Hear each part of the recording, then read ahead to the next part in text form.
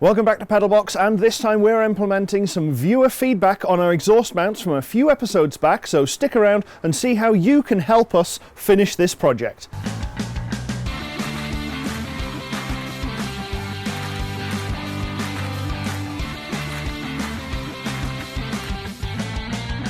A few episodes ago we were working through our big long list of things that we needed to fix before we can get this in for the IVA, and that included sorting the exhaust mounts.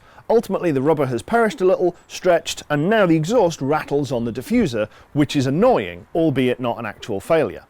So we thought we would put some little polyurethane ones on, and because of how hard they were we had to drill them out, and then they rattled, and we eventually scrapped them and just went with the same old rubber mounts we had, but with zip ties around to just pull them up so that they weren't stretching as much, and that was almost perfect. But the exhaust does still move around, which is a problem.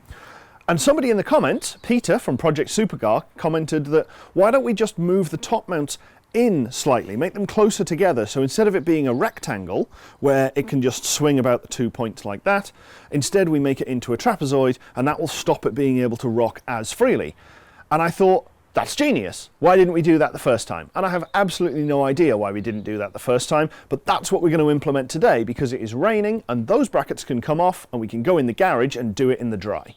With the exhaust off the car, you can now see what the problem is a little easier. This is the bracket that goes onto the chassis, the two hangers, and then the mounts that go onto the silencer. And if I push one of them, that chassis bracket just moves in plane. It doesn't do anything to arrest any of the movement whatsoever. It will just swing forwards and backwards in the chassis, which is not ideal. Now the suggestion that Peter had was to make these two mounts closer together. That will make it so it's no longer a square, two parallel pivots that swing like this. It will bring them inboard, which will make it just a little bit harder for the exhaust to move around because it will also be lifting itself up at one end rather than just being a perfect swinging pendulum. If you think like a Newton's cradle, the two balls on the end, if you just swing that as is, that's the kind of motion we're trying to remove from this system. These aren't the only things that prevent this exhaust from moving around. We have a pipe that comes out the top through a cap, through a flexi, and goes into the turbo.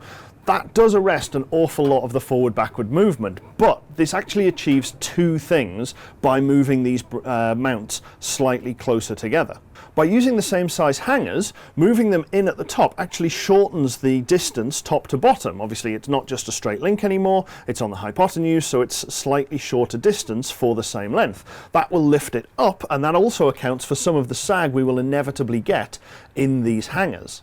So the way we're going to do that is taking our existing mounts, we're going to cut two little pie slices out to bring this in slightly, and then another one on the outside to straighten it up again. We've got enough movement side to side in these mounts that we're not going to lose enough to actually make these too short to fit into these mounts or risk the rubber hangers from coming off the end.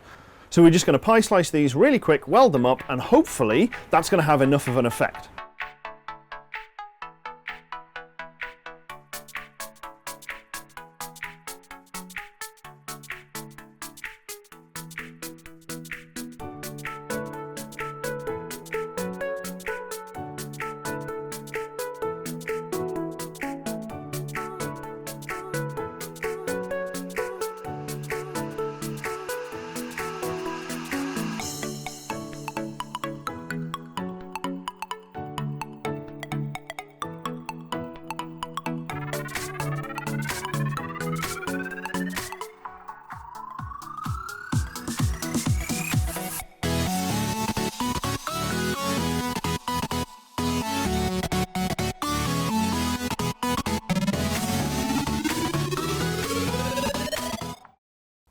Now while the paint dries on our freshly redone grille, we're going to go back to the middle of the car and carry on a theme that we've hit quite a few times in previous episodes of printing lots and lots of different versions of parts of the car. Now these two bits here are the bottom level of our gear shift surround, or well, like version 4 or 5 of our gear shift surround. So this goes over the main body there. Then there's two more pieces. This is quite bitty, you'll see there's four parts already just on here. That goes on there. And we've got another piece that closes up the back. And in fairness, this works pretty well. It's a bit shonky at the minute. We haven't got like indexes or tabs or anything to hold it all properly in alignment. This is all just to get the dimensions right and figure out how to conform to the front of the, you know, where it meets the dashboard and everything. But as far as a piece, like it works. But we're not really happy with how it looks visually. And we're also not really happy with it being 4 separate pieces of plastic.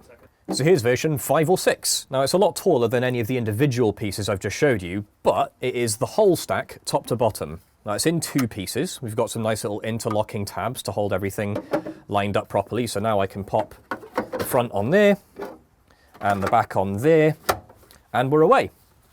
Now as it happens, we printed this in 2 pieces for 2 reasons. One of them is that we thought we'd have to assemble it and install it as 2 separate pieces as I just showed you. It turns out it does actually go on as one whole unit, which is quite a nice bonus. However, we can't print it in one unit because it's quite long. It's just about 30 centimeters in length along the long axis, which is bigger than any of the machines we have here. I do own a larger machine, but it's currently in for rebuild, so we're a bit out of luck there, but maybe in future we'll do that as one nice big piece of plastic. This does still look a little bit goofy when installed because it overhangs around the tunnel so much, but that's kind of a necessary evil because all of these edges and stuff on the shifter unit are absolutely no bueno as far as the IVA is concerned. There's like little outcroppings that you could injure all sorts of bits of yourself on. So this has to be big enough to cover over all of it. So we've got quite a large footprint on this, because what we're going to do later on is add an additional clamshell that comes around the front and sort of closes off around all the edges so that everything's nice and well radius, which should keep the IVA man very happy indeed. And since this isn't final, because obviously we haven't got all those other bits yet, we also haven't bothered with some aesthetic flourishes, like, rounding off all of these corners and, some of the aesthetic stuff. But at least we're mostly done with the functional stuff. We need to nudge some of the bolt holes around a little, and we need to figure out how to mount our gear shift gaiter, which is going to be held onto this by a cover piece that bolts onto the top of it somehow. So we need to figure out those details, but really, most of the hard part's done now. So here's our modified exhaust bracket. So you can see that little S-bend that we put in there just to bring the pins a little bit closer together. So they started out 220 millimeters apart, and we've landed on 200. We were aiming to narrow it just a little bit more, but we are working by hand and eye, and we suck. So we didn't quite get what we shot for, but it was all guesswork anyway, so who really knows? Now, we've done a little bit of trigonometry on the board inside, and if our calculators are to be believed, we're going to end up with a 15-degree angle on those rubber hangers. So although 10mm doesn't really sound like much, because it's actually acting on a little 45mm rubber hanger, it actually produces a fair bit of angle. So with 30 degrees of included angle between the hangers, we think it's actually going to hold the exhaust in a pretty good place. It should give it quite a strong sort of centering desire, I guess you could call it, which will hopefully hold everything pretty well.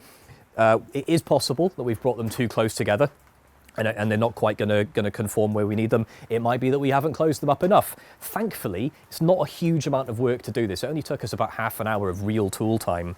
Most of our day really on these has been spent just waiting for paint to dry. So we're going to get these in, see how well it all shakes out. We're not going to film that because it is now raining bad enough to, kind of mess the camera up if we bring it out here. But we'll get this back together, give it a quick shake and see how we feel.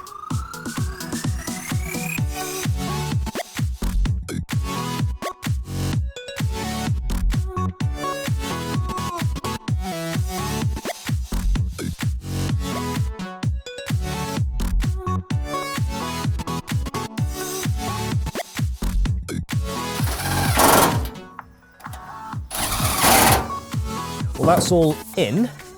Now, it's kind of difficult to tell because, of course, it's been a good few hours since we last tested, but it feels a bit more solid in place. It feels more like it wants to return to the middle, which is quite nice.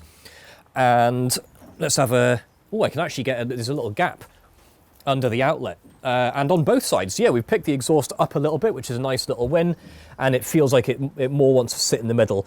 Now we're going to get the centre section of the exhaust pipe. That's a catalytic converter and everything that connects it out onto the engine. We're going to get that back in and see how it all mates up.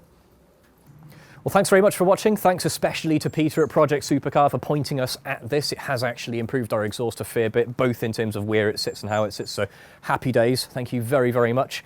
And if you want to support us in our future work, you can jump on shop.pedalbox.show where you can buy any of the merch that as usual, I have failed to bring with me on this trip this weekend. You can also jump on patreon.com/PedalBox show. We can support us directly from as little as $1 a month. If you haven't already, please do subscribe to the channel. And if you have any more thoughts on how we can improve this project, please do let us know in the comments. I hope, and we've just done a pretty good job of showing, that we do actually read them and try to act on them when we can.